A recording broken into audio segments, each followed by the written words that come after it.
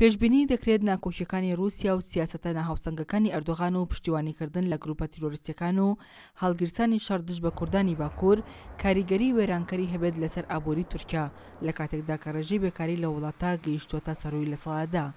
لەو بارەیەوە ویلیام جاکسۆن لە دامەزراوەی کاپیتال ئیکۆنۆمیس لە لەندەن دەڵێت ئەنجامدانی 6 تەقینەوەی خۆکوژی لە تورکیا لە ماوەی 8 مانگی ڕابردوودا و ڕاستپاردەکانی رووسیا بۆ گەشتیارانی وڵاتەکەی بۆ گەشتنەکردن بۆ تورکیا کاریگەری وێرانکەری دەبێت لەسەر ئابووری تورکیا لە مەودایەکی درێژدا بە تایبەت لە بوارەکانی وەبەرهێنان و گەشت و گوزاریدا.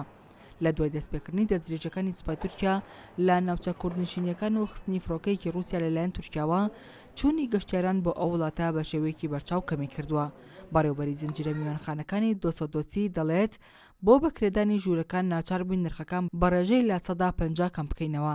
هەروەها لە نزیک شەقامی ئیستیقلال ئۆتێلی گۆڵدن ئێج تەنها نیوەی ژوورەکانی بەکرێداوە و زۆربەشیان گەشتیاری ئێرانین کە بە بۆنەی جەژنەکانی نەورۆز سەردانی تورکیایان کردبوو.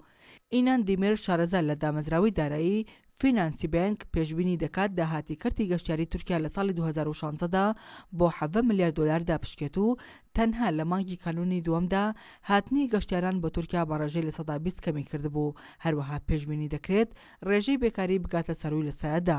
جگەل لە کەرتی گەشتیاری ناچەقامگیری سیاسی و بڕیارێکی حکوومەتی تورکیا بەدەستخستنە سەر گروپی ڕاگەاندنی زەمان و نزیک لە فەتحولا گیولن سەرچاوێکی دیکەیە بۆ نیگەرانی وەبەرهێنەران زیادبوونی مەترسیەکانیان لە بازاری ناوخۆی تورکیا بە تایبەت لەم کاتەدا کە بڕیارەکانی دادگا مۆرکی سیاسی پێوە دیارە.